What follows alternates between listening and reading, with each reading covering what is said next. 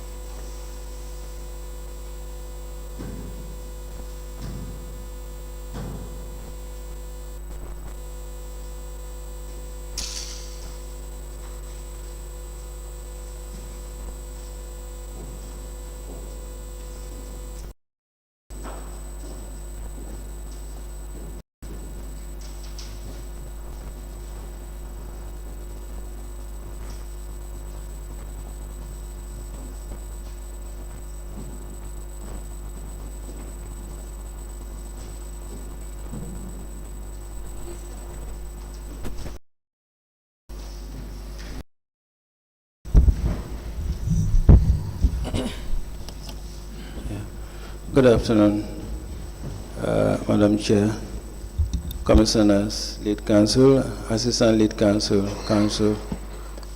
viewers and listeners. Welcome back to our daily proceedings of this Commission of Inquiry into Local Government Councils and related matters.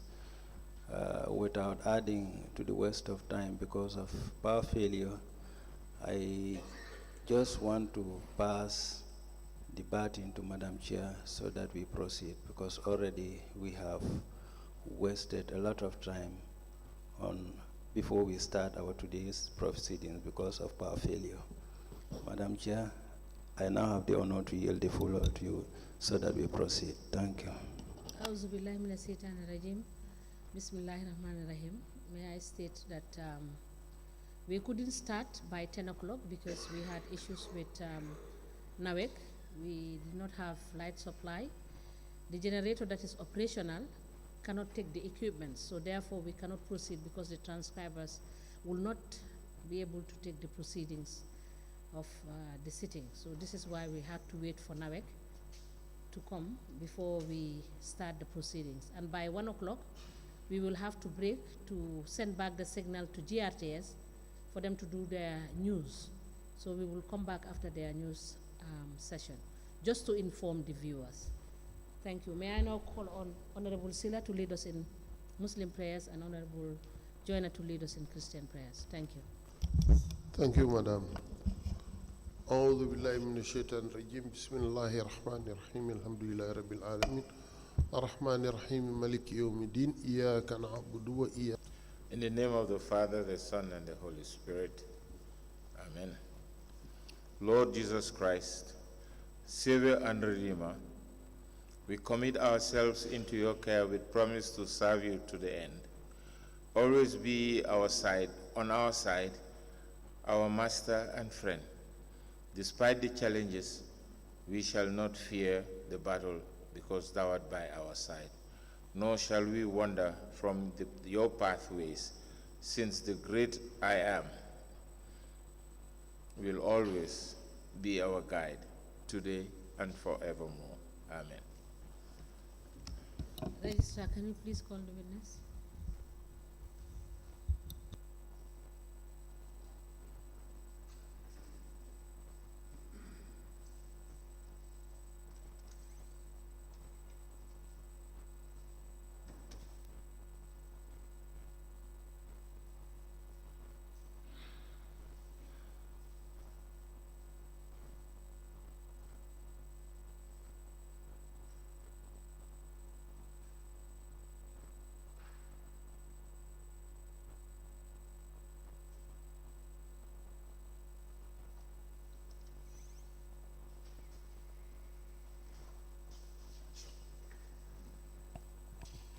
Good afternoon, Mr. Witness.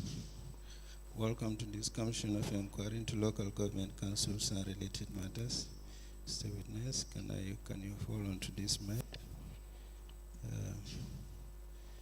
Mr. Witness, to start with, can I know what your religion is? In which language do you wish to make your testimony?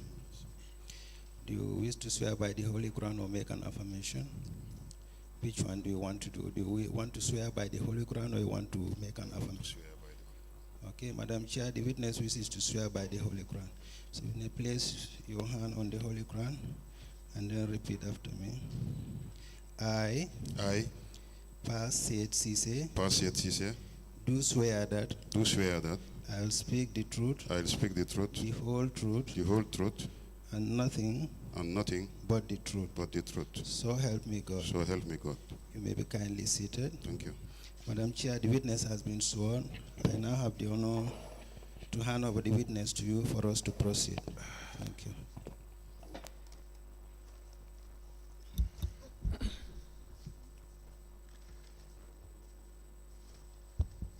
Mr. Ceesay, good afternoon.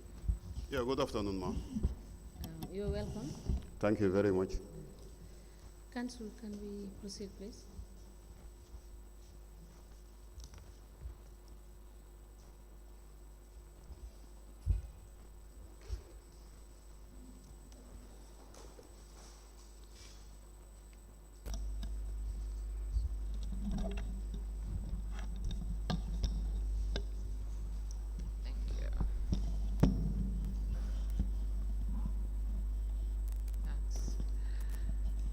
Thank you, Chairperson. Mr. Witness, can you please state your names for the record? My names are Paa Sait Ceesay. And where do you live? I live in Mandinari. What is your occupation? I am a civil servant. Mr. Ceesay, you provided 2 statements to the Commission's investigators, is that right? Yeah, that's true. Okay. And you signed these statements after reading them? Yes. Can you just confirm that these are the statements that you provided? Pardon? I'm going to hand these documents to you to confirm that these are the statements that you provided. Okay.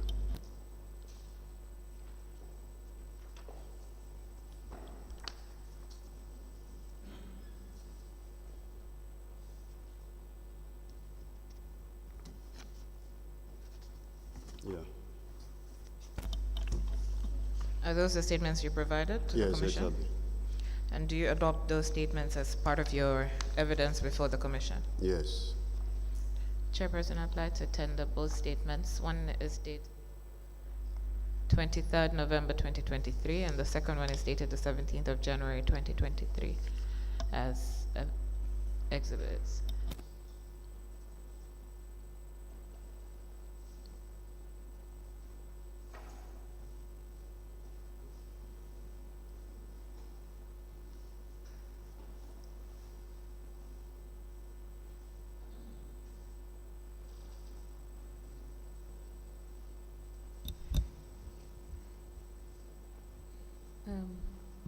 Counsel, the second statement, can you check with the witness whether it's an error because it states date 17 January 2023. The second statement, registered. Right. Yes. Mr. Ceesay, can you confirm when was the second statement taken? Yeah, the second statement I think was taken on the 17th, just last week. Of January 2024? Yeah, of January, yeah. Okay, could you amend that part of the statement and sign against it, please?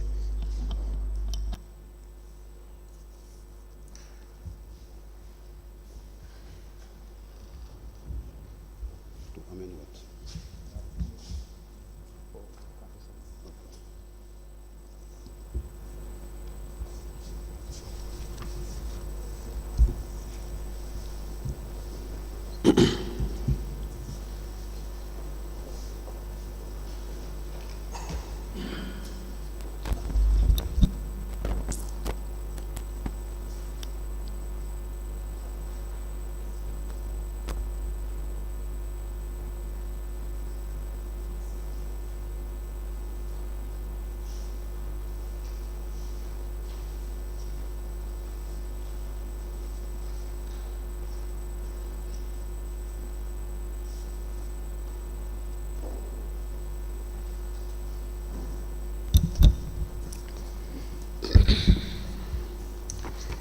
The witness statement for Paa Sait Ceesay, dated the 23rd of November 2023, and signed by Paa Sait Ceesay, and the additional statement dated the 17th of January 2024, signed by Paa Sait Ceesay, are all admitted together in evidence and marked as LGC/PSC/MKAC/001 in evidence. Has the Commission pleases?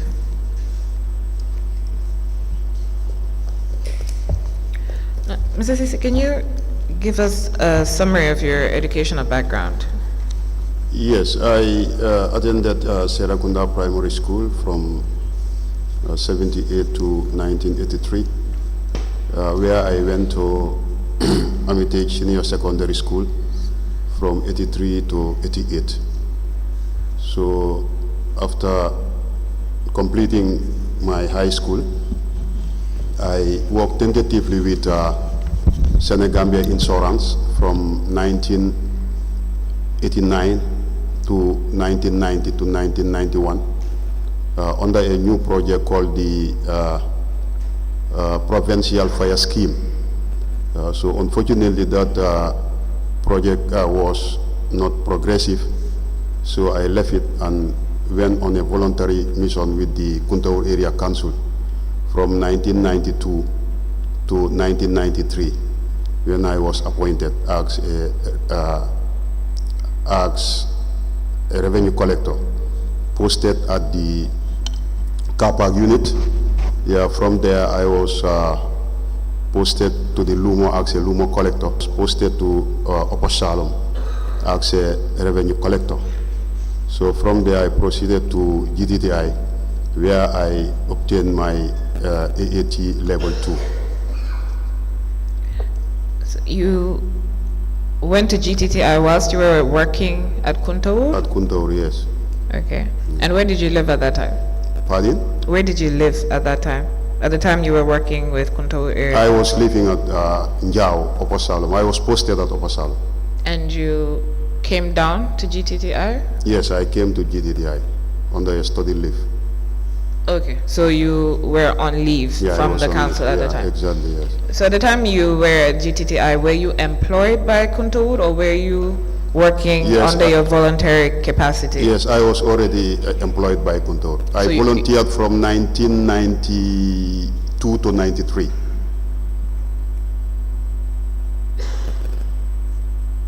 Okay, so when did you start your course at GTTI? Yeah, I started my course in GTTI around 96, 97.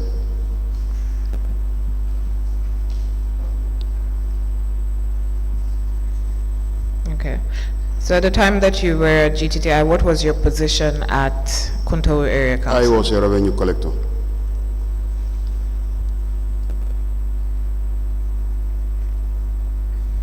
Okay. So other than the AAT level 2 that you obtained at GTTI, do you have any other professional qualifications or educational qualifications? Yes, I've attended so many long-term and short-term courses. I was even fortunate to have some lectures or some programs with one of the commissioners, whom I always call my boss. I have some trainings with him under the PACA project and also under the Gunworks projects. Okay. So do you have any degrees, No, I don't have any degree. diplomas? No, I don't. Okay. So can you also give us a breakdown of your professional history? So Yes. you've taken us up to 1993, or well, 96 to 97, that you were a revenue collector at Kuntaur Area Council. Yes. Okay. I was first employed at Kuntaur Area Council, where I served up to around 2002. Before I left Kuntaur, I was a finance manager because I rose through the ranks. I was a revenue collector. From there, I was promoted to a senior revenue collector. From there, I was promoted to accounting assistant. From accounting assistant, I was promoted to an acting finance manager.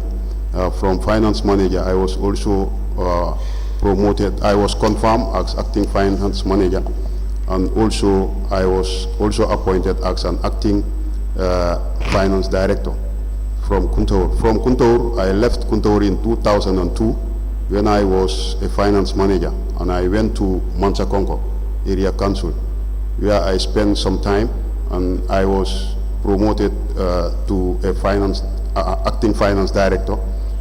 Yeah, from there, from Kuntaur, I was also posted to Janjambure as acting finance director, where I was confirmed as a full finance director. So from Janjambure Area Council, I was also transferred to Basse as a finance director, where I acted tentatively as a CEO for at least 1 year, 8 months. So from there, I was redeployed back to Mansa Congo as a finance director. So from Mansa Congo again, I was given the acting portfolio as a CEO and lucky to be confirmed at Mansa Congo and taken to Janjambure in 2021. So from Janjambure, I served there at least from 2021 to June 2023, where I was redeployed to KMC. Okay, thank you. So do you have copies of all these letters that appointed you and redeployed you? Yes, I have some of the letters, but some of the letters maybe I'll check with them because I had a fire breakdown just 2 months back where some of my documents were all burned. But I am having apologize. some of them here, yes. All right, can we see the ones that you have, please?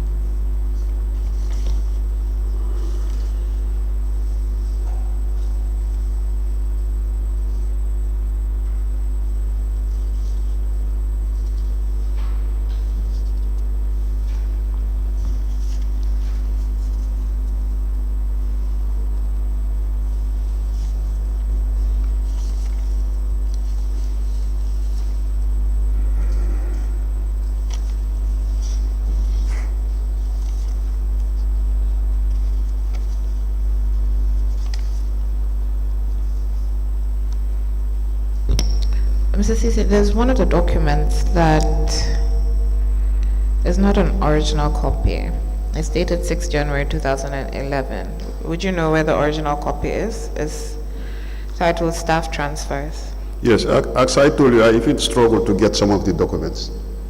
Because I told you I have a very serious fire incident where some of my documents were burnt. Okay. You know, so I struggled to get some of them through photocopies. All right. Chair, Registrar, can I have a statement, please?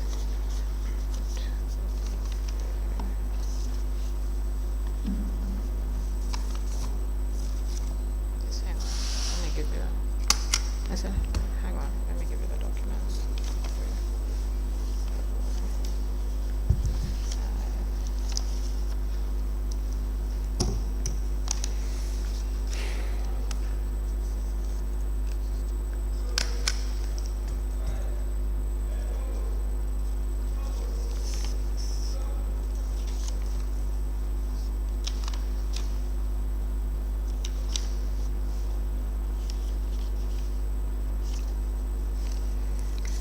Chair, applied to tender the documents that were just provided by the witness. There are 12, I believe. Applied to tender them in a bundle. They're all documents relating to his transfers and appointments with the various councils over the years.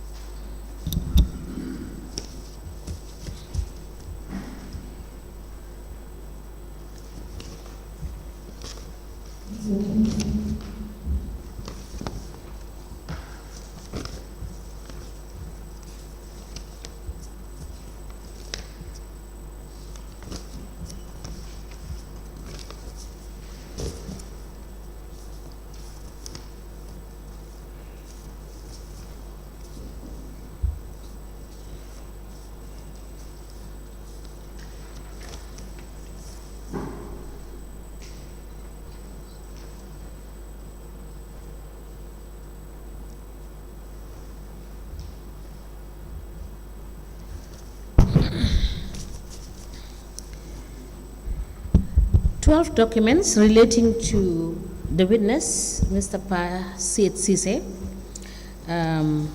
dealing with his appointments, transfer, confirmations, are hereby all admitted in a bundle and marked as LGC/PSC/MKAC/002. As a commission, please. I'm grateful. So, Mr. Ceesay, you've been you've had leadership positions for with various councils over the period for about almost 2 decades, right? Yeah. So you'd be familiar with the different legislation and rules or policies that relate to the councils. Yes. So can you tell us which ones you're familiar with? Yeah, we have the Local Government Act. Okay. Yeah, and also the Finance and Audit Act. They are the most famous documents that we normally use in councils. Okay. And are you familiar with the Finance and Accounting Manual? Pardon? Are you familiar with the Finance and Accounting Manual for local government councils? Yes. Okay. What about the Rates Act? Pardon? General Rates Act. General rates? Yes, Act. Well, no. What about the Licenses Act? Yeah, I am familiar You're with familiar that with the one. Licenses Act. What about the Rating Valuation Act? Yes, I'm You're familiar with that one? Yeah. Okay. You were with the councils before the Local Government Act was, this current one was enacted, right? Yeah, 2002, yeah. Yeah. Were you involved in any way, or did you have any engagement about the act before it came into force? Yes, we are involved because I was there during the evaluation of the 2002 Act. What about the Finance and Audit Act? Yeah, and also the Finance and Audit Act. So you'd be very familiar with the contents? I can say yes, but I know I cannot be familiar with all the contents in the book, but at least I'm sure. I was part of it. So when these legislation were out, were there any maybe trainings or further engagements with the various councils on them to ensure that all the councils were familiar and that they worked through them efficiently? Yes, there were trainings were done, and consultations also were done from the ward level to village level and to regional level. Serious consultations were definitely conducted. Okay. So can you take us through the... Actually, wait, all right. Sorry, Council. Just been informed that GRTS have signaled the Secretary to inform him that they are taking off the signal. Vera. So we will rise and come after our break. All right. Come back after the break. Thank you.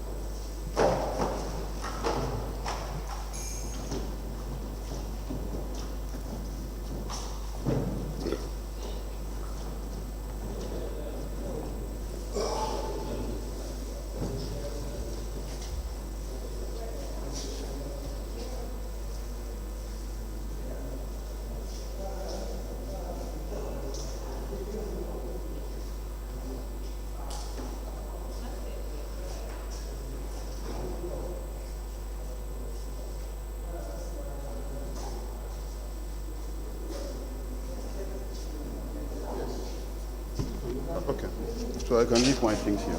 Yes, yes.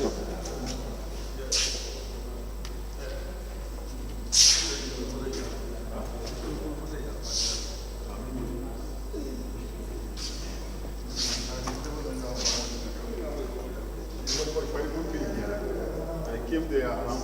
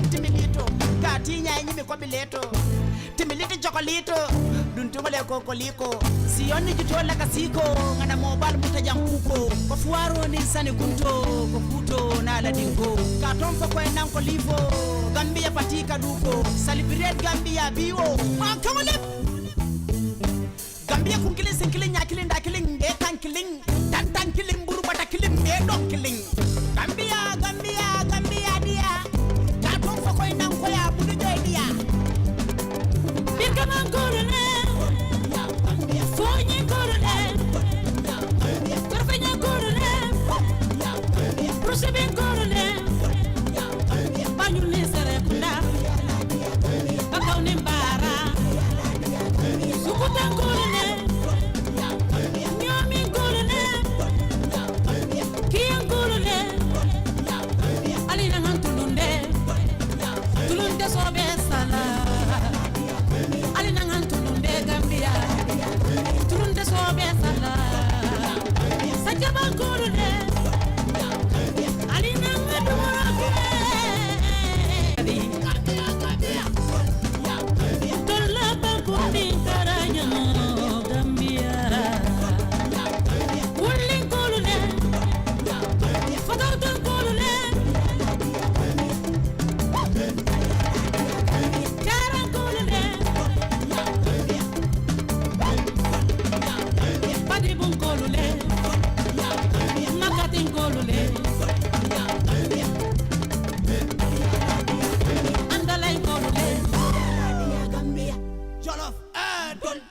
Gambia. Jalaf Arts.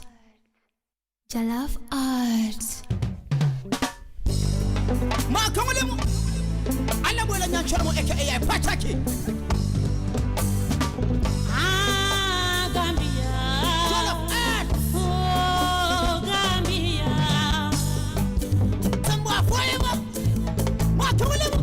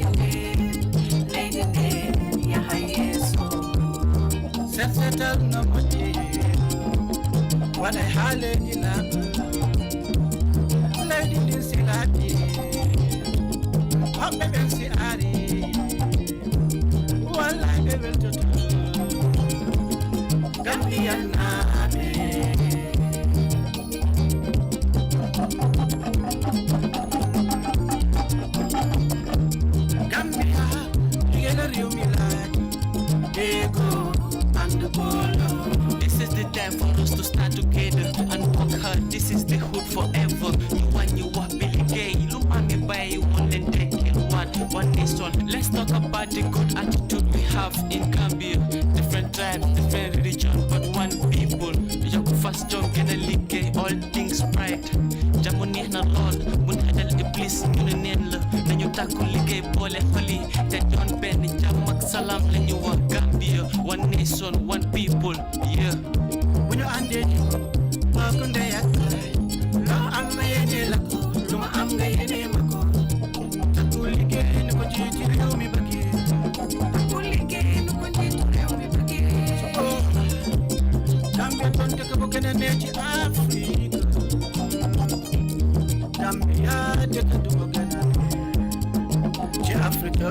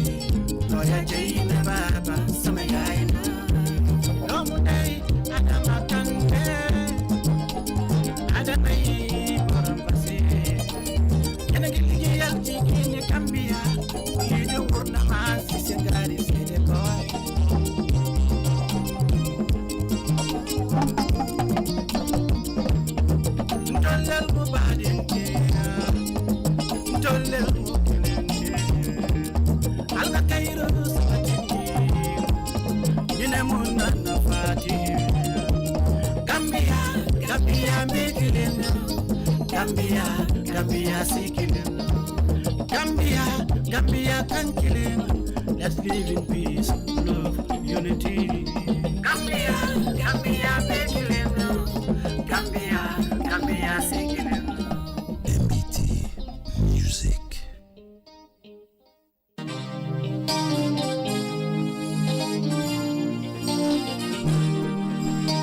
MBT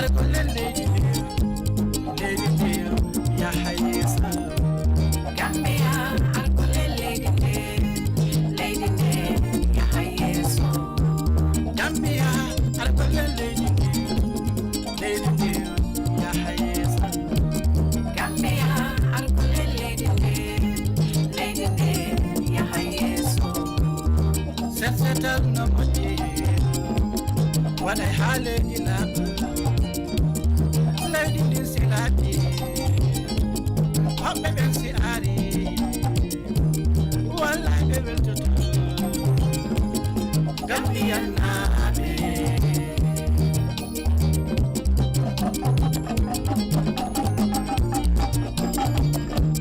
Gambia, together you me like Ego and the Polo. This is the time for us to stand together and work hard. This is the hood forever. You want you are Billy Gay. Look at me by you one and take it one nation. Let's talk about the good attitude we have in Gambia. Different tribes, different religion, but one people. You go fast jump in a league, all things bright. Jamoni na lol, mun hadal iblis nyunen la. Na ñu takku liggéey boole xoli te doon benn jàmm ak salaam la ñu wax Gambia. One nation, one people, yeah. When you ande wakunde yakay lo amene lako luma amene mako takulige ko jiti rew mi baki takulige ko jiti rew mi baki Gambia ton te ko gëna ne ci Afrique Gambia te ko gëna ci Afrique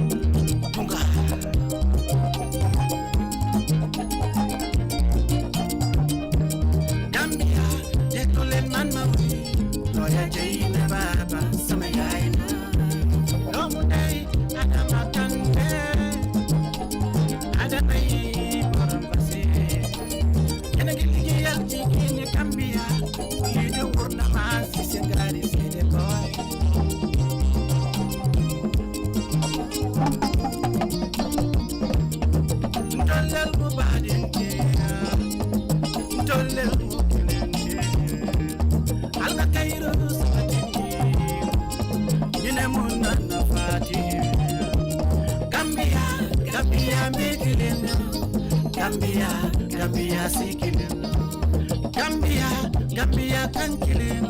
Let's live in peace, love, unity. Gambia, make him. Gambia, seek him. MBT Music.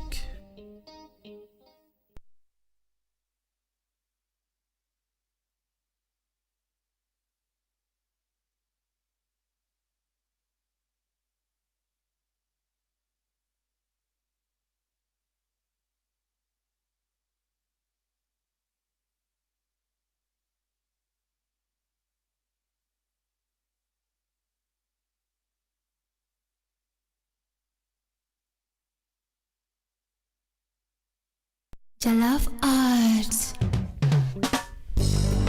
Ma kamulemu Allah bola nya chormo aka AI pataki Gambia Jollof Arts oh Gambia Tamba foyema ma kamulemu Tulaba kundi karajango Smiling coast of Africa Tala la Gambia smiling coast kanyo fasa len ko buka nyotuko ye mo klipay buka yosi samol jaminindi le ka foko lotiko Alinga Gambia kirimani Tuluninjelo lela Gambia Gambia diya buka foy dala khanine loy sa foy yawla re dimbara nyaku ya ba mu control stop no for seven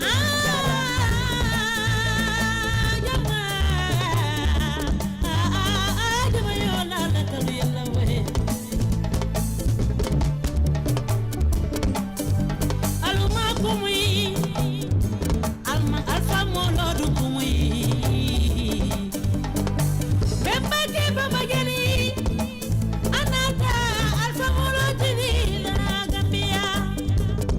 mo bal mutajam kuko tunna ya firri jam fadinko joring ngamo balu mabaja uba fulajari masane sise lalo ke batrame pature ifamboli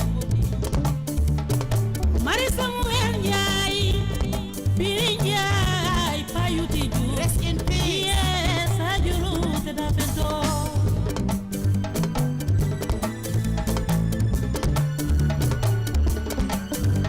Okay, sioni jutola kamudun kana jutum fanna kari jela fati yata ko sulu nyaku ya banda ba buon koy mandal garan ni venna ba kulu Alinga ta Gambia bunya jama be Gambia sanau ya be Gambia le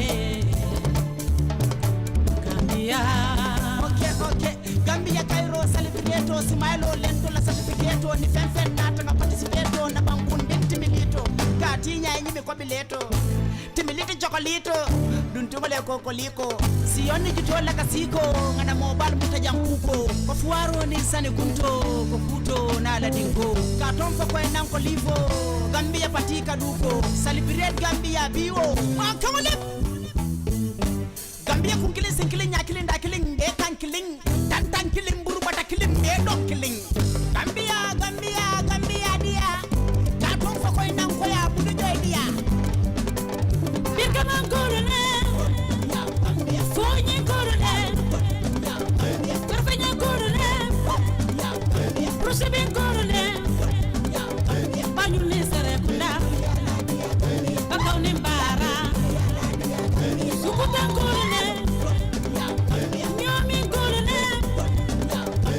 kiyan korone alina ngan tulunde sobe sala alina ngan tulunde Gambia tulunde sobe sala sajaba korone alina ngan dumorake obe Gambia le Gambia kadi tolla bakundi karanya Gambia wullin kolune fatawtan kolune karan kolune badibun kolune makatin kolune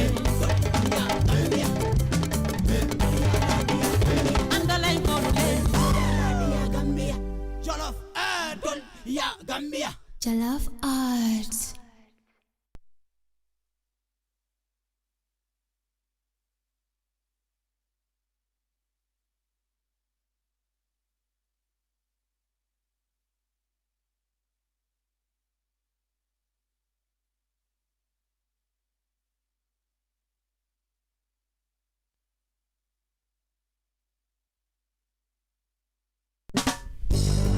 ma kamale mu Allah bola nyan chormo aka pataki Gambia oh Gambia tambo afoye ma kamale mu tolla bakundi karajamo smiling coast of Africa la Gambia smiling coast no fasalen ko buka nyoto ko ni mo clip bay buka yosi samol jami nindi le ga foko lotsito alinga Gambia kirimani tuluni ngelo lela Gambia di ay buka foy dala khanin ne loy sa foy yow la re di mbara nyaku ya ba bu kan ko stop no fose ben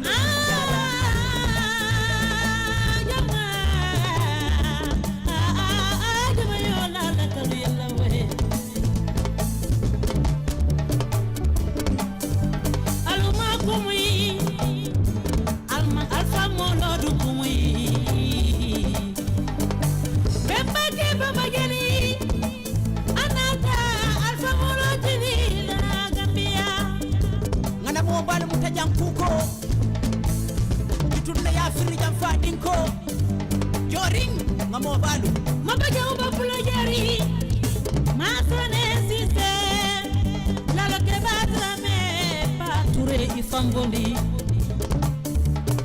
Marie Samuel Ndiaye Biri Ndiaye Payuti Diouf. Rest in peace. Yes, Ajuru Tedafeto.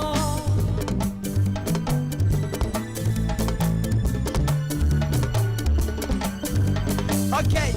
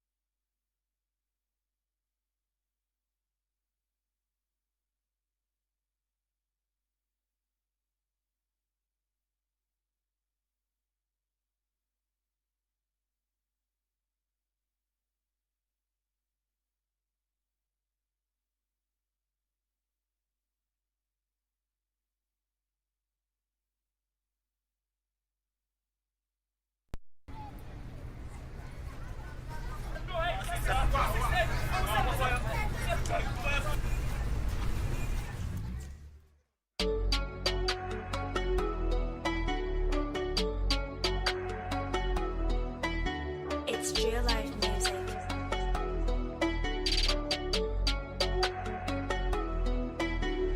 Partners record. Sophia Pandes. Yeah, yeah. Partners record. I'm a real ghetto girl on the street. See me as a shutter girl, smoking weed. Big man want to rip a girl. They could be a lay-up neck a criminal. Ghetto girl, I'm a real ghetto girl on the street. See me as a shutter girl, smoking weed. Big man want to rip a girl. They could be a lay-up neck a criminal. This are the place I'm smoking marijuana. This are the place I'm frozen pandecana. Cause poverty can done. System filled with so the youths them run. Mama crying cause she lose her son. Young go sorry, her bunny body. Pandigoli, boy and sitali. Chona bangy body.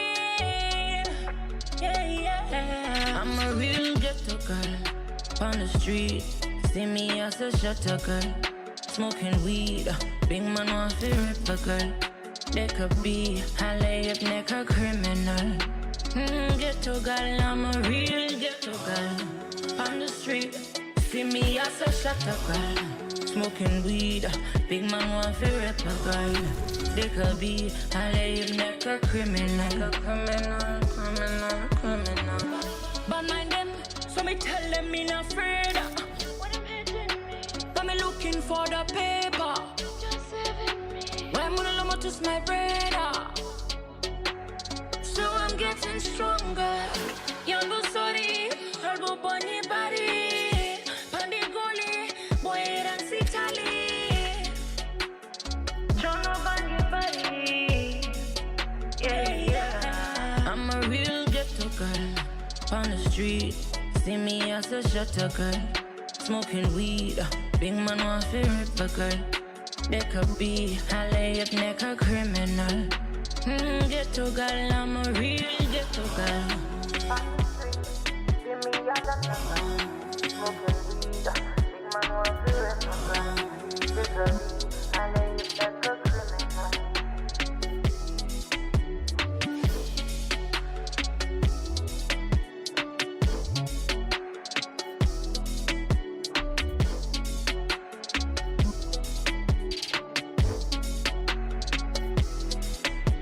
It's Real Life Music.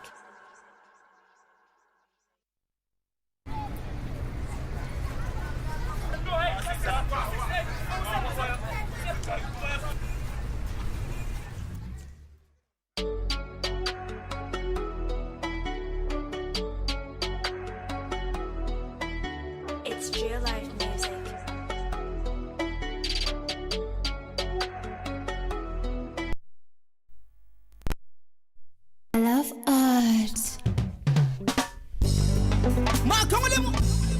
Alla bola nyan chormo aka AI pataki. Ah, Gambia. Jollof Earth. Oh, Gambia.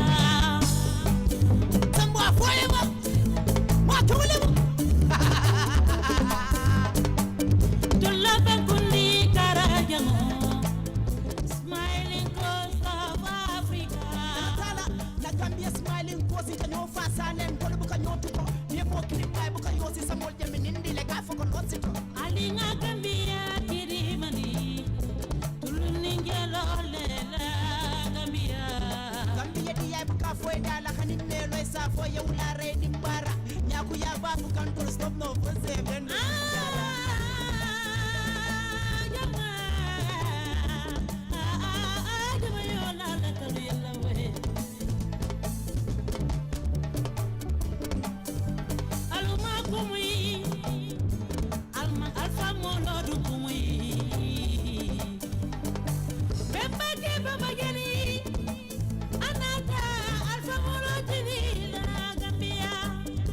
Ngana mo balu mutajang kuko. Tunna ya firi jam fadinko. Joring ngamo balu. Mabaja uba pula jari. Paa Sait Ceesay. Lalo ke batra me pature ifamboli. Marisa Muhenjai. Birinjai payuti ju. Rest in peace. Yes, ajuru te da bento.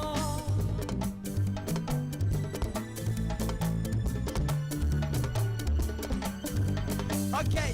Sioni jutola kamudun kana jutum fanna kari jele fati yata ko sulu. Nyaku ya banda ba buon koy mandal garan ni venna ba kulu. Alinga ta Gambia. Punya jama be Gambia. Sanau ya be Gambia le. Gambia. Okay. Gambia Cairo celebrate smile lento la certificate ni fen nata nga participate na bangun binti milito. Katinya nyimi kwa bileto. Timiliti chokolito. Duntumale kokoliko. Sioni jutola kasiko ngana mobile mutajang kuko. Kwa fuaro ni sani kunto ko kuto na la dingo. Katon fa kwa nan kolivo. Gambia patika duko. Celebrate Gambia biwo. Ma kamale. Gambia kun killing sinkilling yakilling da killing de tan killing. Tan killing buru bata killing de don killing. Gambia dia. Katon fa kwa nan ko ya budu joy dia. Birkaman korone. Fonye korone. Perfenya korone. Ruseben korone. Banyu ni sere kunda. Bakaw ni mbara. Sukutan korone. Nyomi korone. Kiyan korone. Alina ngan tulunde. Tulunde sobe sala. Alina ngan tulunde Gambia. Tulunde sobe sala. Sajaba korone. Alina ngan dumorake. Obe Gambia ne. Ajaba. Gambia kadi. Tola bangkundi karanya Gambia. Wuling kolune. Fatautan kolune.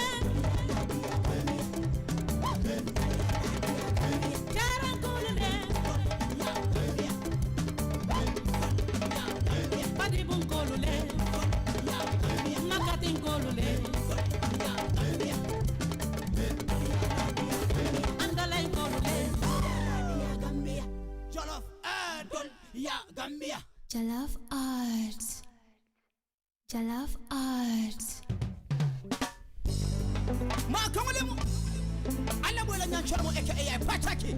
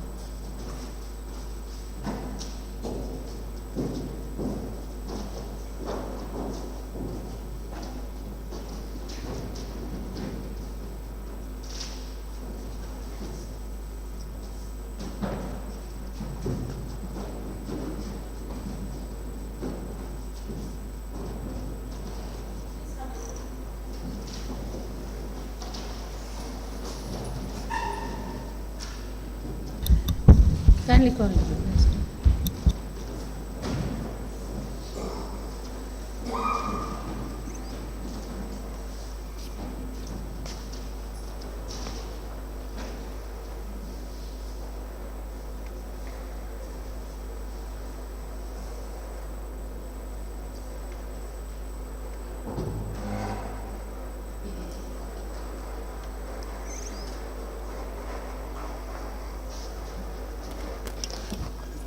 Good afternoon, Mr. Witness. Welcome back.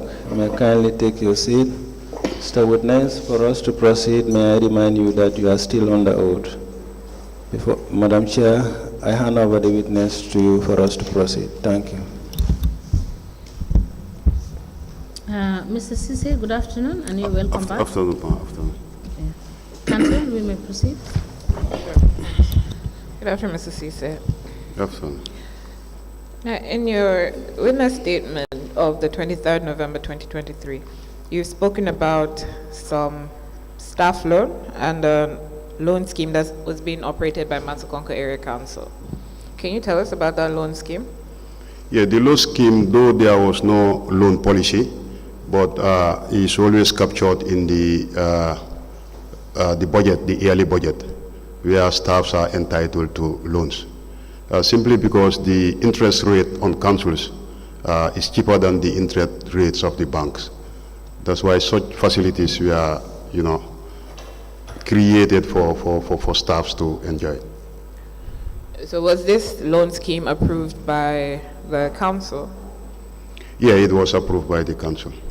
Can you tell us the details of that approval? Yeah, because so long as it's in the budget is always been approved by the councils and is also endorsed by the ministry.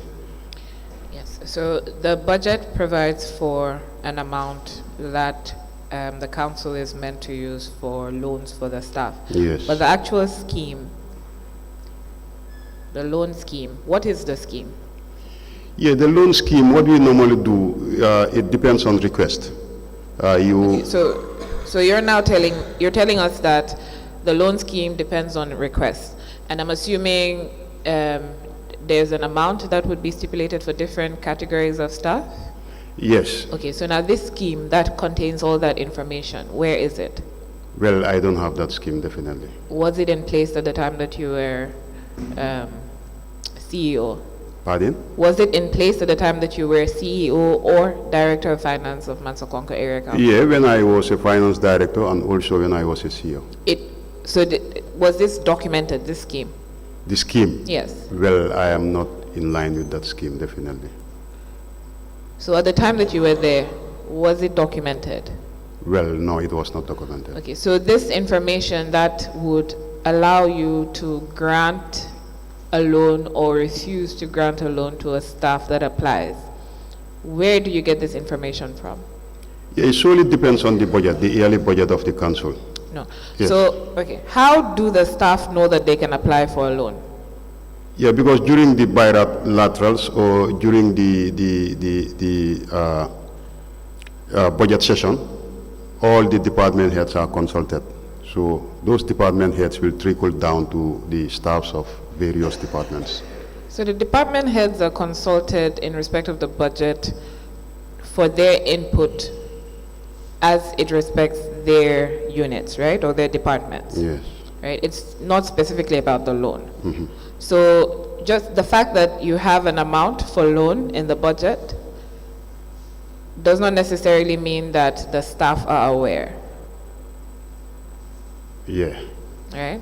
Yeah. So even if you tell the staff, let's assume that as CEO you told the staff of Mansa Area Council, look, we have an amount in our budget that is for loans. How do they know that they qualify to apply for a loan? No, all staffs are qualified to. What is the criteria? What are the criteria for qualification? Yeah, criteria is just be an employee of the council. Okay. Yeah, that can qualify you to get loans from the council. Okay. Yes. So if I joined the council in January of 2024, could I apply for a loan in January of 2024? No, you cannot, because there must be a confirmation period. When you are employed, at least. You don't have any document that says you need to have been confirmed by the council before you can apply for a loan. Yeah. So that's one criteria. Yes. It's not contained in any document. No, maybe in the Financial and Audit Act, it could be found there. In the Finance and Audit Act, Yeah. do you have a copy? Loan scheme. No, presently I don't have a copy here. Let's just wait for the electricity.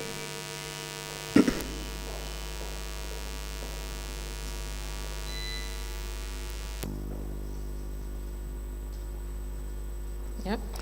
All right.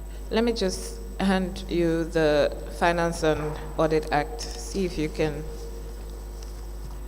tell me anything about that.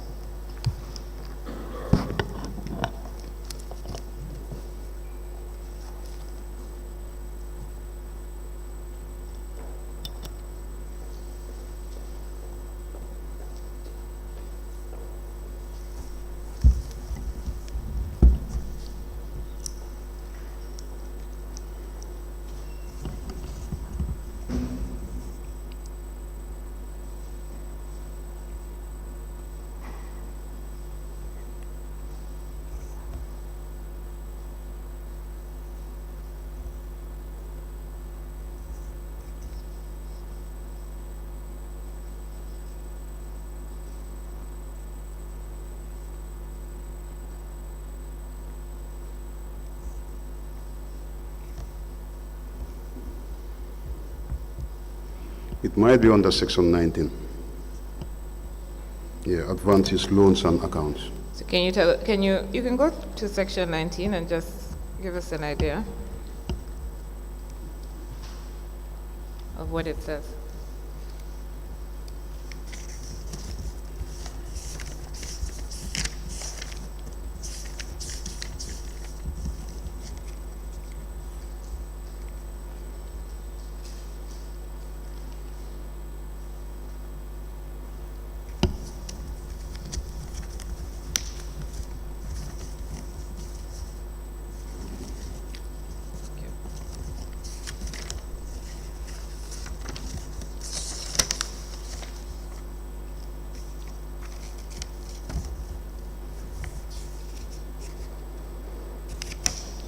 So does section 19 say that a council may grant advance and loans within such limits and on such conditions as are specified under the financial manual? Yes. A council may operate deposit and suspense accounts in accordance with the financial manual. Mhm. Is that what it says? Yes. Right? So what type of loans could the council staff apply for? Yeah, it's normally short-term loans because we don't have enough funds for long-term loans. Yes, but what are the loans supposed to be for? Loans, it depends on what you requested for. Yeah, from there, the accounts committee will look into it to see whether it's important or not. So when I asked you about a scheme, a loan scheme, this was why I was asking, what are the criteria for applying for the loans? So it seems that you know some criteria. How would the staff know these criteria if you don't have a scheme in place? Yeah, I think every staff of council knows that they can benefit from loans or from advances from the council. What they normally do is to apply through the office of the CEO. So I've just asked you, if I joined the council in January, can I apply for a loan? And you said no, because I haven't been confirmed yet, right? Yes, yes. Now these things that you know would disqualify a staff from applying, Mm-hmm. do you have them written anywhere? Well, no. I haven't seen it anywhere. So how is this communicated to the staff so they know not to apply? No, when you apply, before... No, before you apply. Yeah. So that's why I'm asking you. Do the staff know about this scheme? Is this scheme approved by the council? Right? If you don't have a scheme in place, how is it approved by the council? Yeah, as I said before, there is no proper scheme concerning loans or advances. What we normally do is to capture it in the, the budget, the yearly budgets. Yeah, from there, the budgets will be transmitted to the staffs, and the staffs will know exactly whether there are anything budgeted for loans or advances or not.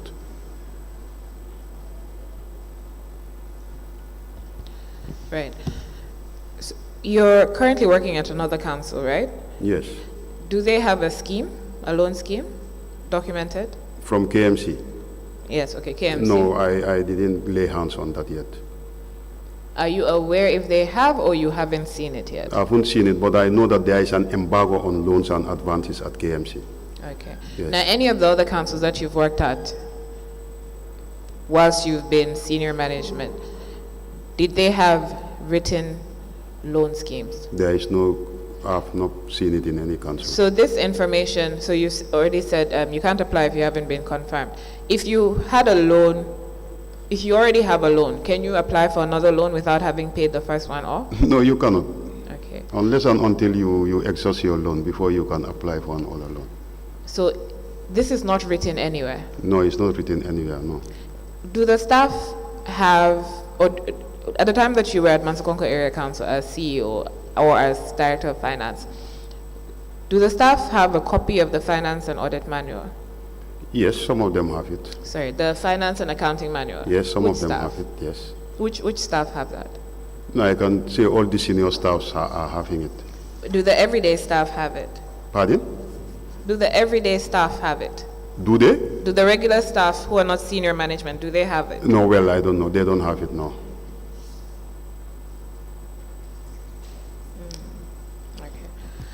So I'm just going to take you through the finance and accounting manual. We talked about loans, advances, deposits, and investments. So 801, which deals with loans, says that loans may be granted to employees for building construction, purchase of vehicles, and personal needs in accordance with the terms and conditions set out in the general orders of the council. All requests for loans may be made on the prescribed application form and passed through the Director of Finance for verification and confirmation of availability of funds for such loans. Did you have a prescribed form? Pardon? Did you have a form, a particular form that the staff would have to apply? No, there is no particular form. You just apply. Okay, how do you apply? Pardon? How do you apply? Yeah, you just apply depending on the request you have or the problems you have. What form does your application take? Pardon? What form does your application take? Do they write a letter? Yeah, they write a letter. Okay. Yes. So it says subject to funds availability and the applicant meeting all the eligibility criteria, the application will be forwarded to the Chief Executive Officer for appropriate action. After the approval, the finance staff will raise a payment voucher in the name of the applicant for the approved amount. Other payment processes shall be followed. Is that the procedure? That's the procedure. From there, an advance ledger also is created. Sorry, the what? An advance ledger is also created. Okay, so can you take us through the procedure when they write? Yes, first of all, you write your application. So the application will be addressed to the CEO.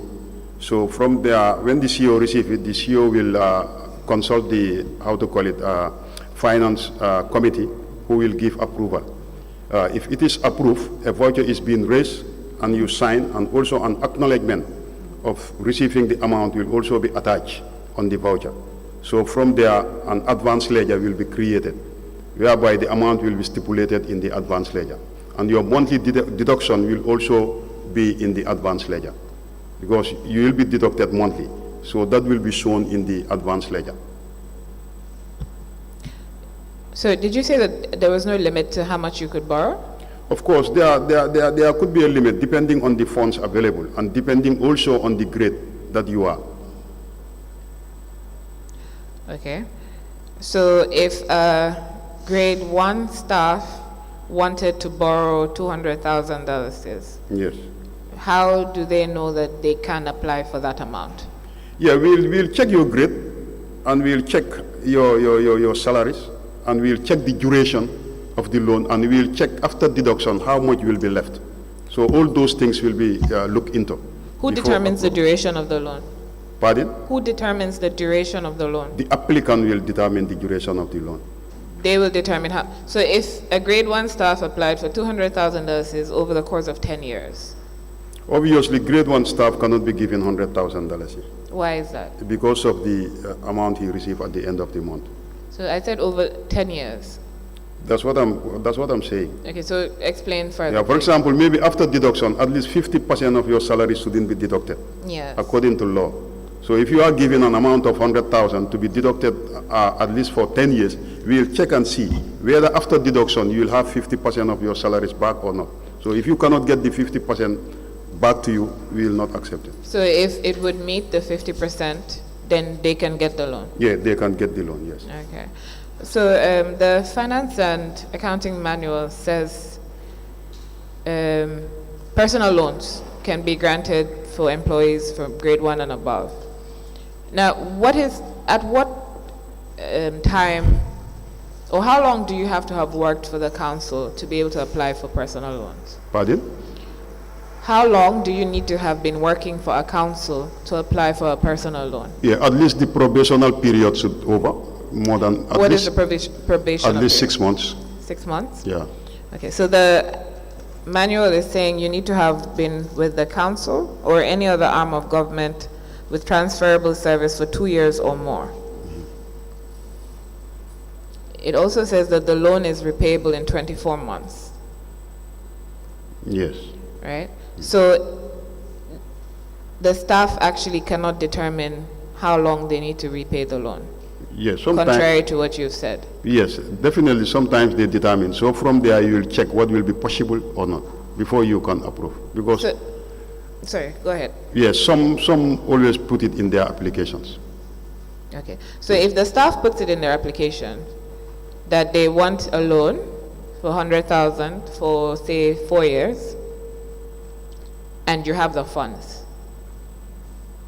is this something that you would grant? No, as I told you, it must be looked into. It's not that whatever you apply will be given to you. So I understand. That's why you said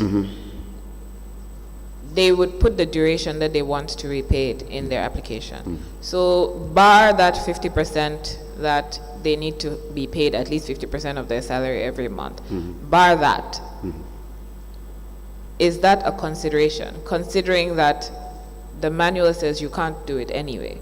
So if it is more than 2 years, you can't do it. But you don't have anything in place other than this to let them know that they shouldn't bother applying.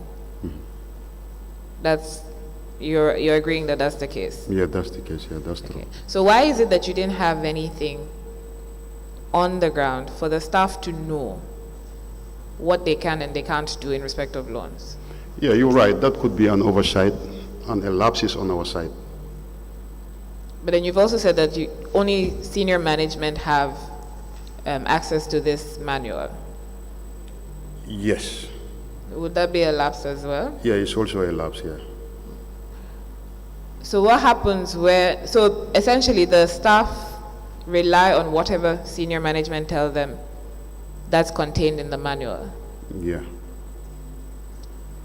So they would not be in a position to challenge senior management on any financial issues because they wouldn't know what those financial issues are? Yeah, some of the junior officers are very conversant to the rules and the regulations of the Act. They know exactly what is in the Local Government Act and they know exactly what is in the Finance and Audit Act. Some of them will challenge you. Okay, so those are the acts, right? And as you've read, the finance and, what's it called, the financial, Local Government Finance and Audit Act refers you to the manual, yes, right? Yes. And they don't have the manual. So there are some specific details that are not contained in the Act, obviously. So if they don't have access to this, there are some things that, I mean, you would agree have occurred at the council that junior staff would not know unless they were conversant with the manual. They wouldn't know to challenge senior management. Yes. Okay, so let me just take this opportunity to tell you something about councils. Okay.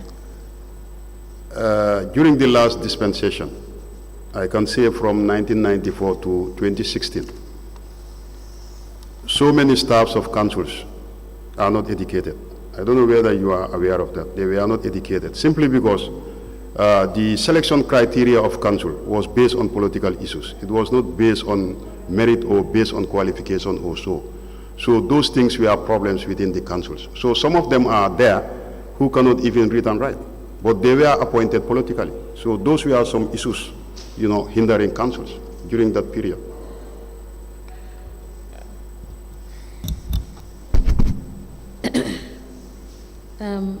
Mr. Ceesay? Yes, ma'am. Given what you have stated in your statement, you have worked within the councils for a period of over a decade, right? Yeah. And for just what you have said, I want you to enlighten the Commission on some of the political appointments and appointments being done in the councils to warrant the inefficiency of the working of the councils. Yes, councils, we are all living witness during the last dispensation. Councils, we are really politicized. We have to confess to that. All the regional political activities we are carried out by councils from 1994 to 2016. Thank God that after the 2016, definitely councils are very autonomous. We are doing things on our own without any intervention from the central government. But during the past dispensation, definitely it was so hard on us. Mr. Ceesay, I ask you to give us in specific terms Because you have said some of these portfolios, if not most of the portfolios, where appointments were made on political basis. So I wanted us to have a clarity of what you are saying. What are those positions? We want to be guided because you were there. Yes, especially the junior positions. Yes. For example, the collectors. Yes. I can say 80% of the collectors were politically appointed in all councils. Starting from ranging, sorry. So would I be correct to say that none were selected or appointed through the service commission, through the local government service commission? Yeah, the service commission came late. When? The service commission came in the 20s, I think 2000 and something, I cannot vividly remember. It came after the 2002 Act. That's the time you got the service commission. But before 1994 to 2002, there was no service commission. So who were the people responsible for appointing the junior staff in the council? Yes, you were having a management committee. Before the 2002 Act, councils were having management committees. So those management committees, some of them were politically appointed. All of them were politicians. So they were the people who were bringing political figures in the councils. Because the management committees, definitely, we are all selected by the then governors. Council, you may proceed. Mr. Ceesay. Yes, sir. Council is always been politicized, not starting from 94. We were in council before 94. So it's always been the case. I'm just rectifying you. No, but can I come in for that? Yeah, but I think after the 2016, I think the dynamics changed. I'm taking you back. Yes. If you say that it started from 1994, that's what I'm rectifying. Okay. We were in council before 94, and the political appointments have always been there. Okay. Okay? Yeah, I understand. Thank you. Thank you.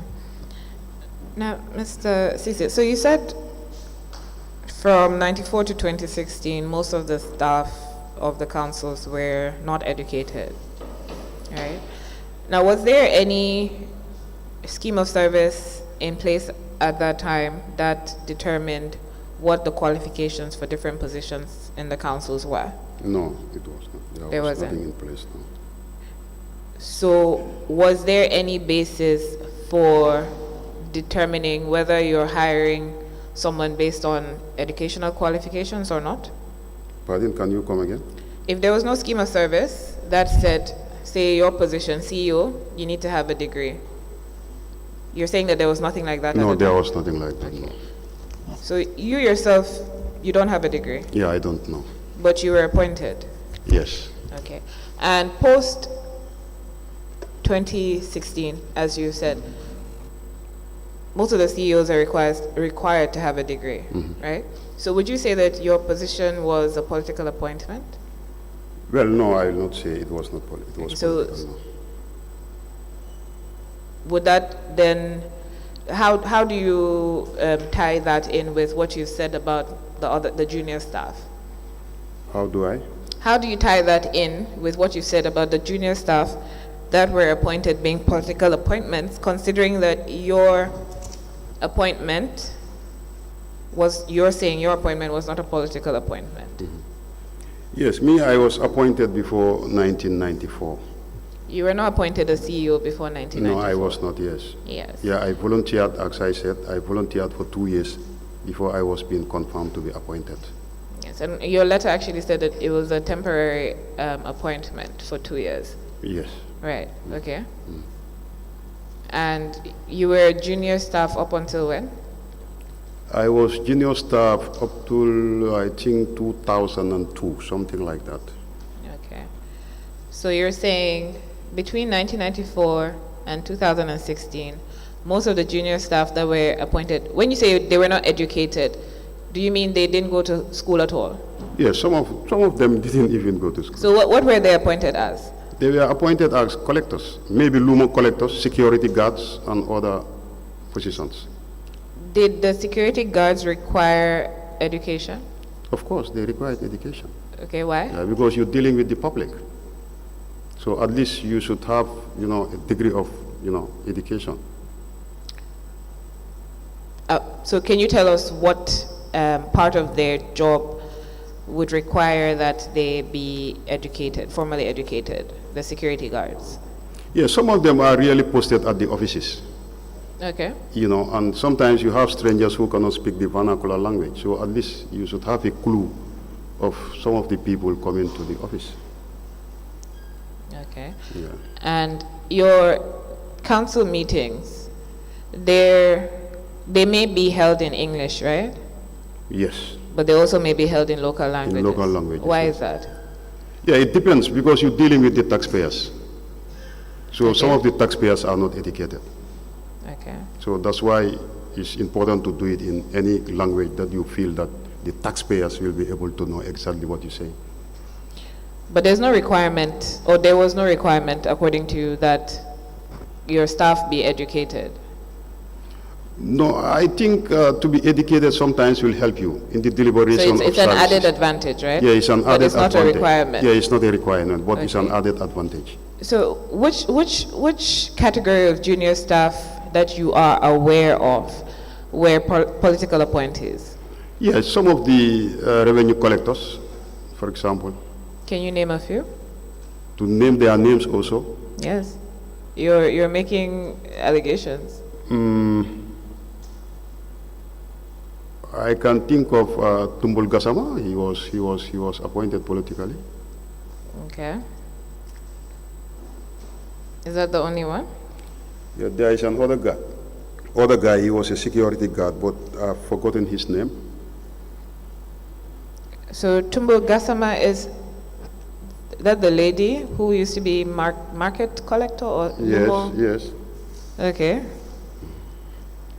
And one security guard. Those are the only two Yeah, that you're one aware of. security guy. Yeah, I think he is retired, but I cannot. Maybe before we end, I'll be able to get his name.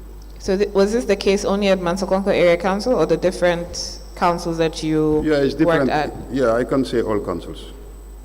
Sorry, did you say I can or I can't? I can say all councils. All councils. Yeah. Okay.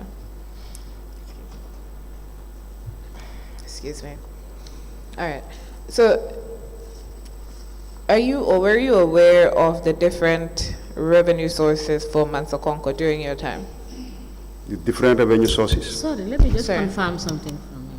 So, Mr. Ceesay, then would we be correct to assume as commission that you, being a junior officer, and you have stated, made a general statement, all the junior officers were politically appointed. So No, I don't say all. You didn't say all? No, I didn't. So now my question is, was your appointment political? No, me, as a junior officer? No, for me, I said I volunteered for 2 years Yes. before I was being appointed. Yes, so yes, you volunteered. Yes. Before your appointment, was your appointment political? No, it was not. It was not. Yeah, because I served them wanted for to some confirm. time and I was assessed. I wanted to confirm. Yeah, exactly. Thank you. You may proceed, Council. Thank you. I was asking about the various revenue sources of Mansakonko Area Council during your tenure there. Yes, there are various revenue sources. For example, the rates and taxes Okay. is a revenue source. The license is also a revenue source. Okay. We are having also the livestock was also a revenue source. Cattle tax was a revenue source. The quarries was a revenue source. Okay. The billboards was also a revenue source. Okay. I think those are the basic revenue sources of council. Now, did the council have a list? And also the subvention is also a revenue source. Property rates from central government is also a revenue source. So I take it that that's on the rates and taxes? Yeah, on the rates and taxes, yeah. Okay. I was going to ask whether you had a comprehensive list of these revenue sources and the people that were supposed to pay them. Whether I have it. So like for rates and taxes, did the council have a comprehensive list of all the government offices that needed to pay rates, or all the government buildings that needed to pay rates. Every single person in the jurisdiction that had to pay rates. The ones that were commercial rates, the ones that were residential rates. Did you have a comprehensive list of all of this? Yeah, there is a comprehensive list of it. Okay, and Yeah. does the same apply to licenses? Licenses, the same thing. Livestock sellers? Now livestock is no more on At the the council. time that it was under the Yeah, council? at that time, you assess it during your assessment time. All the cattle are assessed during assessment time on rates and taxes. When you are assessing the rates and taxes of the region. Or So you the had local- this comprehensive list. Was it Yeah. in a book? Pardon? Was it in a book? No, yeah, it will be in a book, but there is a column where you indicate the number of cattle owned by any yard owner. And the yard owners, I mean. So that list, that comprehensive list that you've just talked about for commercial rates, residential rates, government properties, all of those, you have that list Yeah, you have in a it. book. Yes, in a book, yeah. And it is on the premises. Yeah, it's called the assessment book. Okay. Yeah. Which unit would that be under the custody of? It's under the finance department. Under the finance department? Yeah.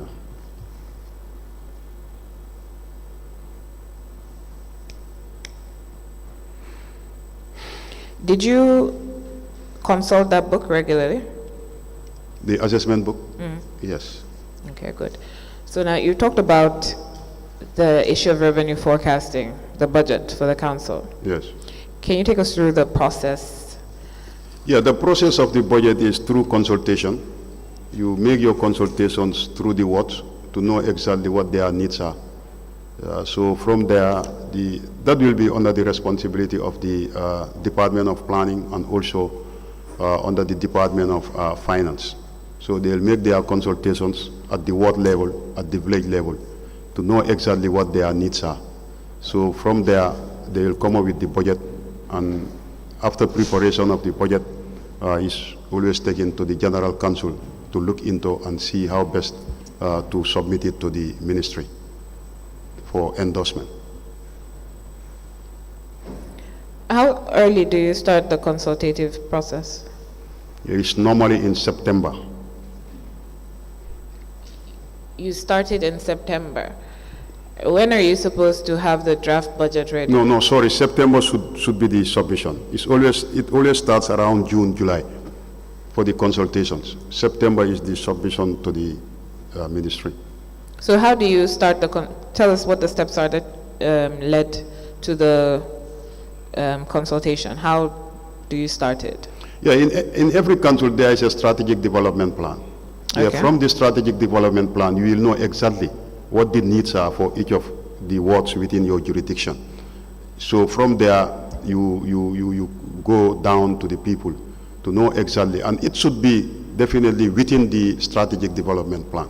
So from there, you'll take the priority areas to know exactly what council will be able to do for a particular year. When did you go to Mansakonko again? Sorry. Pardon? When did you go to Mansakonko? When did I go to Mansakonko? Yes. Around 2015, 2016. Okay, and you were there till 2021? Yeah.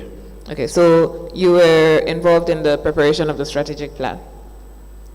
No, I was not part of it. The strategic plan which I was involved with was when I was in, I think, Janjambure, something like that. But the strategic plan for Mansakonko was 2018, 2018? Yes, 2019 to yes, 2021? Yes. I was part of it, sorry. I was part of it. Okay. Yeah, I can vividly remember. You didn't vividly remember just 2 minutes ago. So, okay. So the strategic plan was 2019 to 2021 for Mansakonko. Yeah. So, okay, you're explaining that each council has its strategic plan and then you consult with the wards. Mm-hmm. Okay, so can you go further? Sorry. Can you explain Yeah, further? you consult with the wards. From there, the finance department and the office of the CEO and also the planning department will come up with a draft. Okay. Yeah, so that draft will be presented to General Council for review. So, am I to assume that the part of the budget that you're talking about right now is for the development budget? Pardon? For the development portion of the budget? Yes. Is that what you're talking about, that you have to go to the wards, etc.? Yeah, for the development part of it. Do you issue a memo to the wards? How do you let them know that you're starting the consultation process for any given year? Yeah, the information will be transmitted through the ward councillors. So the ward councillors will trickle it down to their wards. So you don't actually issue any document? Yeah, sometimes you're right. Sometimes it's captured in the minutes of the council, general council. Are those minutes circulated to the general population of the area? The minutes? Yes. No. So how do you know for certain that the information has gotten to the wards, it has gotten to them on time, exactly what you said has gotten to them? How do you verify that if you don't have any letters or memos that you send? Yeah, that's the duty of the responsibility of the ward councillors, because they are directly representing those people. So we inform them through the ward councillors. Okay. Yes. So you tell the ward councillors at these meetings that we're going to start the process for the budget. Can you go back to your ward and let us know what it is that they need? Yes, and also a timetable is always in place to know exactly where to go. The what, sorry? We always prepare a program guide. You prepare a program guide? Program guides, yeah. Okay. So those program guides are shared with the councillors. What would be contained in the program guide? Yeah, to know exactly which time you are going to a particular ward. Okay, so that they will be informed prior to our going. Okay, so you actually go yourself? Yes, to the sometimes. wards? Yes, sometimes I go. Okay, so can you tell us how that works? Yeah, if they are transmitted, sometimes we gather them together, and during that process, there are some incentives that should be given to them. For example, you have to give them at least, if it is in the morning, you have to give them at least breakfast and also a token for their transport fares. It's normally done at the village level, at the bantabas or other places within the ward. Okay, so if you inform the ward councillors in June or July, was it you said? Yes. That you're going to start, how long after that do you go and meet the people? Pardon? How long after that information being given to the ward councillors do you go to the wards or the villages to meet with the people about the projects? Yeah, we go directly to meet with them. When? Is it the same day, the next day, the week after, 2 weeks after? No, it depends on the program guide. Okay. Yes. Do you have an average time? Yes, we have average time. Sometimes we take 2 wards per day. No. Sometimes the larger wards we go in for a day with them. So you hold your meeting, let's say you hold your meeting 1st of June 2023. And at this meeting you have said you're going to start the consultation process for the budget. You've told your ward councillors, go and talk to your ward. We'll be coming to visit them. When? Yes, we normally inform them the date that we are coming. And right, the so time I'm asking you, that date, would it be maybe 2 days from that meeting? Would it be a week from that meeting? Would it be 2 weeks? Would it be a month? Give us an idea it depends of the time. Yes, it depends on our preparation, because you have to prepare for it. Because there are special funds needed. So you have to gather the funds. From there, you'll be able to start your programs. Are these not budgeted for? Yeah, it's budgeted, but councils, you know, councils is not a business entity. So, but council conducts business. Pardon? It's about council conducts business. We conduct business. You collect funds, you have investments. Yes. So, yes. Yeah, you cannot call it a business entity because we are not a profit-making organization. So, according to council, funds, it goes as it comes. So, sometimes you have to gather funds for certain programs. Okay, we'll get to that part. So, please proceed with, so you let them know, it depends on how much funds you have or if you have funds. Yes. So if you don't have funds, what happens? You don't go to meet the people? No, for sure, however hard it is, you must do it. It depends on the amount of funds you have. Okay. Yeah. So when you go, what happens? Yeah, when we go, we gather them through the, through the councillor. You know, in every village there are structures. So not that all the villagers will be invited. It's the structures that will be invited from each village, maybe the VDCs of each village, or even the chairpersons of each village, depending on the funds we have. So we will gather at a particular area to discuss on the budget. Okay, and what happens? They tell you, do they just tell you what it is that they need for the coming year? Yes. Okay. Yes. And everything that they tell you, what happens? Not that everything they tell us should be captured in the budget. We have to check it and see. So that's why I'm asking you, tell us what happens, so yes, that we have an idea of what happens. Yes, they can come up with their development agendas.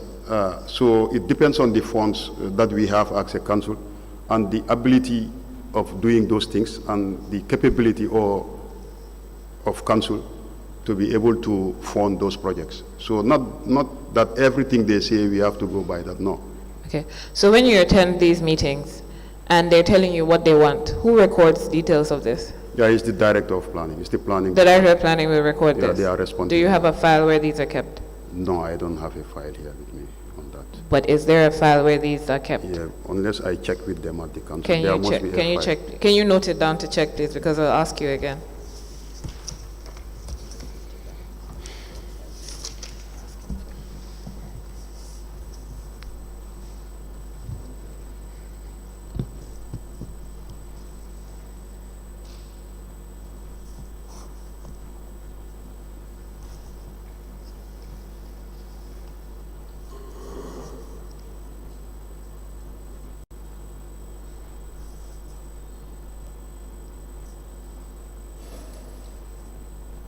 Yeah. Okay. So they tell you what it is that they need for the upcoming year. And I'm assuming that you would go back to the council, and after you've done your draft budget, then you would know what you can accommodate and what you can't accommodate, right? Yeah. Okay. So after you're done with the villages and the wards, and that's in respect of development, what next for the budget process? Yeah, from there, the finance director will take it up together with his team to come up with a draft. Okay, so you're not involved in it in any way? Of course, I am involved. So what's your involvement? Some consultations are normally made. Sorry? They normally consult me in some of the issues. Okay, so your involvement is just consultative? Yeah, and it's very key, I know. It's very? Very, very key. Ask the CEO. So I think the issue is that I'm trying to understand what the process is for the council when you're preparing the budget. That's why, you know, I'm asking you specific questions, because you don't seem to be volunteering. Yes, after the preparation by the team, it will be submitted to the CEO. So okay. The CEO will look into it and do some rectification and some adjustments. So what do you verify or adjust? Yeah, you verify the 60%, especially, because that one is very, very key. Okay. Yes, whether they have achieved the 60% or not. What is the 60%? The 60%, that will be on development. That will be what? Should be on development. On development? Yes. Okay. So now, you've already talked about the projects that the wards have suggested that they want. Are there any other projects that the council itself comes up with that are not related to the, or that are not from the wards? Yes, the council will also come up with its own projects. Okay. Yes. Who would suggest these? That will be done by the contract committee through the general body. The contracts committee will come up with the projects? Yes, and it will be discussed at the general level. Why the contracts committee? Yeah, they are responsible of contracts. But maybe the contract and the development will work hand in glove to come up with some of the identified developments within the ward. Would it not be the development committee that would come up with the projects, and then the contract committee the contract, deals with specific? Yes, the contract committee always work with the development committee. Okay. The contract committee cannot work without the development committee, and the development committee cannot work without the contract committee. Sometimes if the development committee is meeting, they normally invite the chairperson of the contract committee. Likewise, when the contract committee also is meeting, they have to invite the chairperson of the development committee. What committees were in force at the time that you were CEO? The contract committee was there. Okay. Yeah, the finance committee was also there. Okay. The establishment committee was also there. Those are the only three? You also have the education committee. Okay. You also have the health committee. These were functional whilst you were CEO? Yeah, they were functional, but you have only three. No, I asked you the ones that are functional, or that are... Those that were functional during Yes. my time. Yes. The contract committee, the finance committee, and the establishment committee. Okay. So you're saying that the contracts committee comes up with the development projects for the council for the budget? Yes. Okay. And what about your recurrent budget? Pardon? What about your capital budget or your capital expenditure? Yeah, our capital expenditure will be taken from the books of accounts. Explain, please. Yeah, you have the revenue accounts, you have the expenditure accounts. So Okay. from there, you can pick it up to know exactly how much revenue you received during the previous years and the expenditure you made during the previous years. So from there, you'll be able to develop it up. So, are you saying, do you have a comprehensive list of all the expenditure that you did as a council the year before and all the funds that came in the year before? Yes. Okay.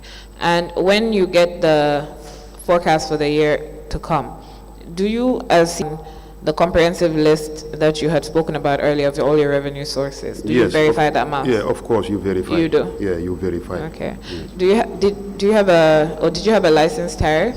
Yeah, there is a license tariff, yes. Okay. Yes. And a rates tariff? And a rates tariff, yes. Because one of the staff of the council had come and said that you did not have a written tariff for rates. We don't have a Written tariff for rates. That the CEO and the director of finance just tells them how much they should collect for rates. No, I don't think we have the mandate to do that. Because all tariffs, I think, is from the central government. So we have no right or no mandate to come up with our own amount or our own tariff. For rates? For rates, even for license. So did you have it in document form? Yeah, it is in a document form. Okay, can you assist us Yes. by getting us a copy of that, please? The license tariff, the rates tariff, and the tariff for any of the other revenue sources that you spoke about.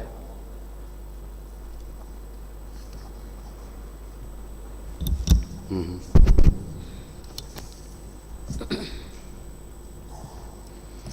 Mr. Ceesay, I have two questions. You have stated in your statement that the council maintains a manual data for all taxable properties within the jurisdiction. Mhm. Can we have access to that data, please? Can you provide us with the data?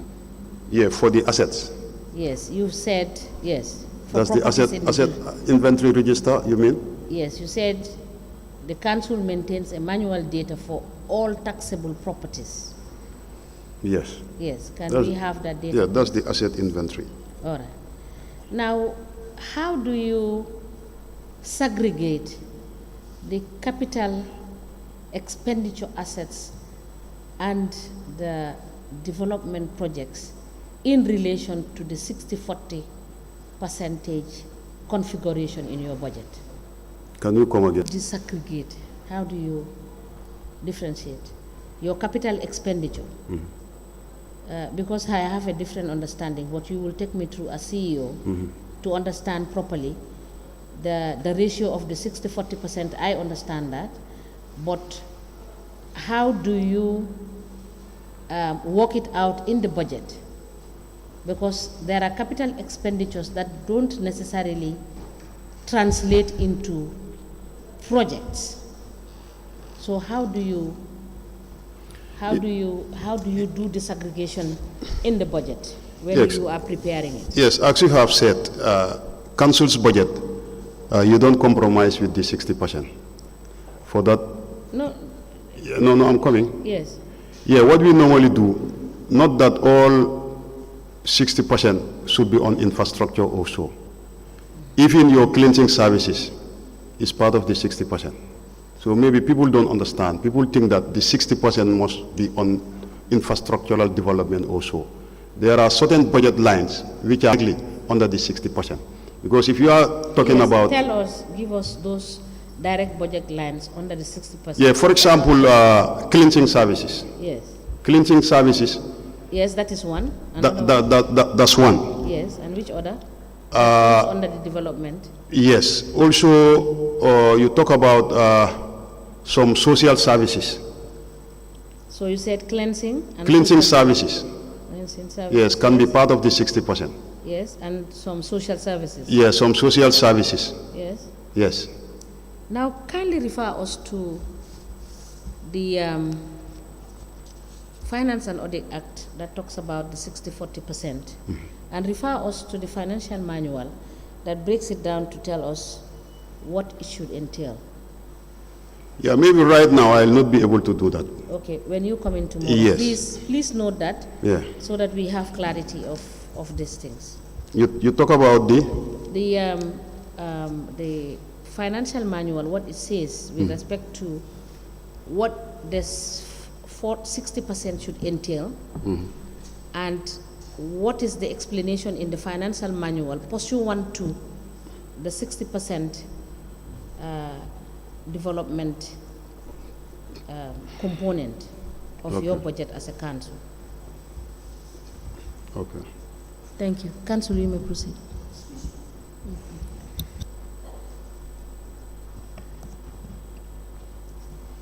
Mr. Ceesay. Yes, sir. You said that the consultations in preparing the budget is done based on strategic plan. Now, what if during the consultation you realize that certain community, their needs were captured in the strategic plan, but as of this time, that is not their priority anymore? What do you do? Yeah, for that one, it happens. Yes, sometimes you capture it in the development plan. Before you come, maybe a philanthropist will come and dig a borehole for them. So sometimes for that, so long as it is not captured in the development plan, sometimes we never capture it in the budget, because it's already been done. We will come back to that. You raised also a very important question here. You said that from 2016, there are no political appointments in council. No. Okay. Are you sure? Yeah, to my observation. Okay. Yes. Let me give you one example, and I will not go beyond that. Do you realize that a certain mayor have appointed someone as an advisor without it being sanctioned by the local government authority? No, not to my knowledge. Do you know that the person has no expertise? No, not to my knowledge. I don't even know. Do you want to accept that that has happened? No, I don't. I cannot accept it. Doesn't happen? No, I don't say it doesn't happen. I say I am not aware of it. You are not aware? Yeah. But I'm putting it to you that it has happened. Okay. So I just want us to look at certain statements that you have made, because it is still there. The other point is, you talk about council identifying projects in case it has been left out by the communities. And then you said it's the duty of the contracts committee. Is that correct? Can you come again, please? You said that project identification by council after you have finished with the communities is done by the contracts committee. Yeah, and the development committee. Now, where does that leave? Yes. No, you said the contracts committee will come up with contracts. That is your statement, except you want to change it. Will come with contracts? Yes. No. You didn't say that? No, maybe it's a slip of the tongue. No, maybe it's the slip of the tongue. Yeah, sorry for that. Yeah. Okay. Let me come back. Reframe it. If the contracts committee, is it right that the contracts committee does the project identification? No, I said they can identify in consultation with the general body. That's what I said. Where does that leave the Director of Planning and Development, who is responsible for infrastructure? No, all those things will be in consultation with the Director of Planning. No, of course. no, wait. Let's not argue. I don't want us to argue. Yeah. The Director of Planning and Development is responsible for infrastructure. And then, of course, going by the procedures, procurement comes after.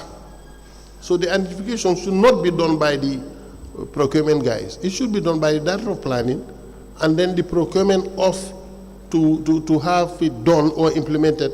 That is where you come down to the to procurement. But it cannot be. Just that you are putting the cart before the horse. The procurement identifies, and then it is picked up by planning. No, it should planning who should identify in consultation with the council, and then the procurement procedures follow. Yeah, but I think the planning director is not elected by the people. He is not representing the people. Excuse me, neither the procurement committee too. No, I'm not talking. I didn't talk about procurement committee. I didn't even mention anything like procurement committee. Okay, No. the contracts committee. Okay. I said contracts committee with development committee. That's what I said. But never do I mention procurement. Okay, thank you. Yes. Just said right now that the development director is not elected by the people. Yes. Pursuant to the financial manual, can you refer us to what is the role of the director of planning vis-a-vis with the activities of the council? Yes, the planning director is the... Refer us to the law, please. Well, And I let me don't know have, where it is stipulated Secretary, exactly. can you hand him over this, please? The financial manual.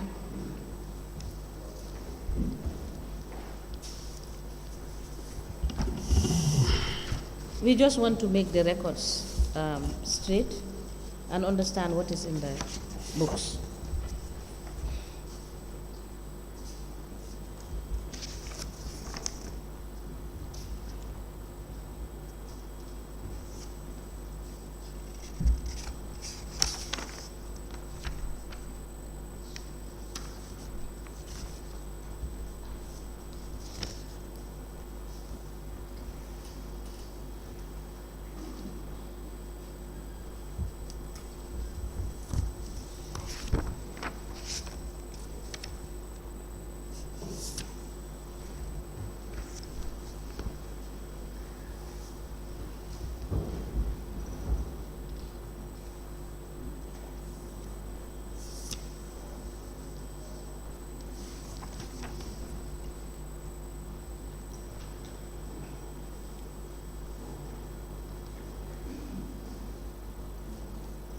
This time.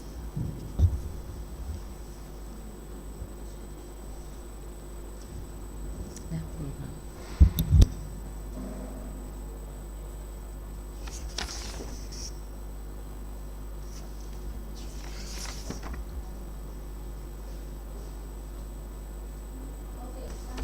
I'm just been informed by the secretary that the GRCS is taking off the signal. Okay.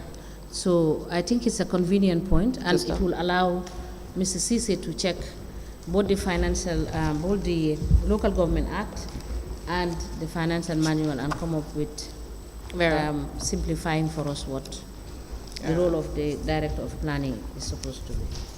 So I didn't see exactly where it talks about the director of planning. Sorry? I didn't see exactly where it talks about the director of planning, Yes, the now duties you and the have- responsibilities. Now you will have opportunity, because we are closing for the day, so we will continue the discussion tomorrow. Okay. And you will have opportunity to look at what the Act is saying and what the financial manual is saying. Okay. Thank you.